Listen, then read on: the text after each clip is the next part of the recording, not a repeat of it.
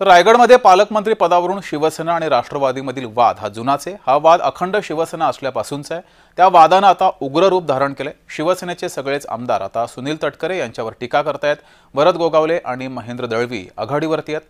भरत गोगावले तर आता सुनील तटकरे यांनी विधानसभेला महायुतीचं काम केलंच नाही यासाठी शपथ घ्यायला सुद्धा सांगतायत। चला हाच विषय आजच्या जेएम विशेषमध्ये समजून घेऊयात। पार्थ पवारला अडवण्यामागे सुनील तटकरे हे कारणीभूत आहेत। आमदार महेंद्र दळवी यांनी हा दावा केला। सुनील तटकरे यांनी भाजपाच्या दिशेने त्यांची वाटचाल सुद्धा सुरू झालेली आहे असा सुद्धा दावा आमदार महेंद्र दळवी यांनी केलेला आहे।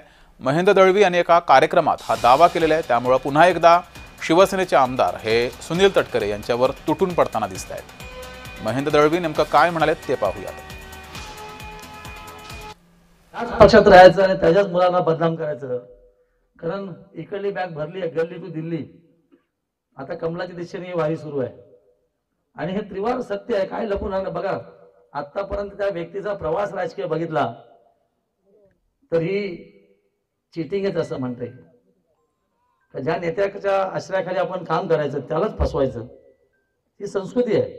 आता ही बंद केली पाहिजे आणि म्हणून रॉयाचं नाव बदनाम होऊ नये म्हणून ह्या लोकांना हद्दपार करणं आता काळाची गरज आहे। आपल्यासोबत राजकीय विश्लेषक प्रवीण पुरोजी आहेत। प्रवीणजी, रायगडमध्ये शिवसेना आणि राष्ट्रवादीतला हा वाद फार जुना आहे, मात्र आता या वादाने थोडं तिखट स्वरूप प्राप्त केलेलं आहे। एकमेकांवर जरा आता जहरी टीका व्हायला सुरुवात झाली आहे। मी कसं आहे की महाराष्ट्राच्या मंत्रिमंडळामध्ये आदिती तटकरे यांचा समावेश झाल्यानंतर आणि भरत गोगावले हे त्यांच्या नंतर जवळपास 8 महिन्याच्या नंतर त्यांचा मंत्रिमंडळामध्ये समावेश होणं आणि त्यानंतर रायगडच्या पालकमंत्री पदावर आपली वर्णी लागावी यासाठी भरत गोगावले यांनी केलेले प्रयत्न निष्फळ ठरले।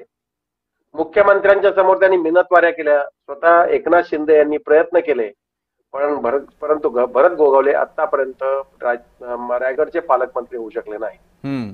पण त्या मानाने नवख्या असलेल्या आदिती तटकरे मात्र पालकमंत्री होऊ शकतील अशा पद्धतीच्या प्रकारच्या इंडिकेशन स्वतः मुख्यमंत्र्यांनी दिल्यामुळे भरत गोगावले आणि त्यांचे सहकारी असलेले महेंद्र थोरवे आणि महेंद्र दळवी हेही नाराज झाले।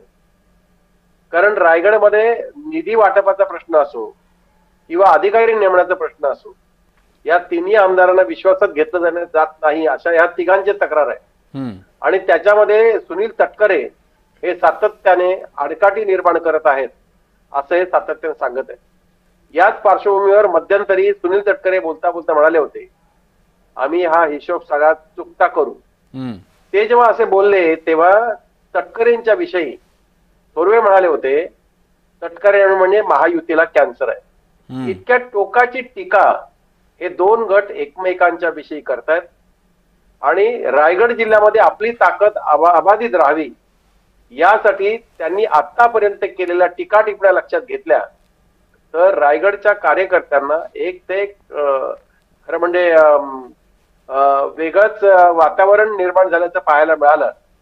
आणि याच पार्श्वभूमीवर रायगडचा विकास असो किंवा रायगडला निधी मिळण्याचा विषय असो हा मागे राहिला आणि या दोन गटांमधले वाद या निमित्ताने पुढे आले। आता पुन्हा एकदा नगर परिषदांच्या निवडणुकीच्या माध्यमातून सुनील तटकरे ही स्वतःची ताकद आजमावण्याचा प्रयत्न करत असताना दुसरीकडे शिंदे गट ही म्हणजे शिवसेना ही त्याच जोरकसपणे या निवडणुकीला उभे राहिली।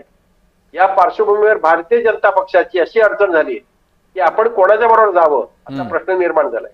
उदाहरणार्थ पेणमध्ये तटकरेंचा पक्ष राष्ट्रवादी काँग्रेस पक्ष आणि भारतीय जनता पक्ष एकत्र आहे, पण दुसरीकडे अलिबागमध्ये तेच पक्ष विभागलेले आहेत।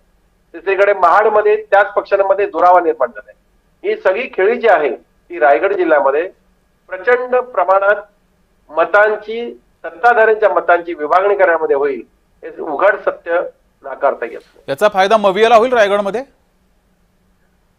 प्रयत्न तसा सुरू झालाय, कारण अलिबाग असो, उरण असो, पेण असो, पेणमध्ये जर भारतीय जनता पक्षाचे निवडून असले तरी महाराष्ट्रातल्या महाविकास आघाडी तिथे या मत विभागणीचा फायदा निश्चितच घेईल असं आत्ताचं चित्र आहे। जी प्रवीणजी, खूप खूप धन्यवाद केलेल्या या विश्लेषणाबद्दल। तर सुनील तटकरे यांच्यावरील हे आरोप आणखी तिखट होत जातील आणि हे आरोप आगामी लोकसभा विधानसभा निवडणुकांपर्यंत होत राहतील अशी ही शक्यता आहे. जयम विशेषच्या या भागामध्ये वेळ झाली इथेच थांबायची. बघत राहा जय महाराष्ट्र.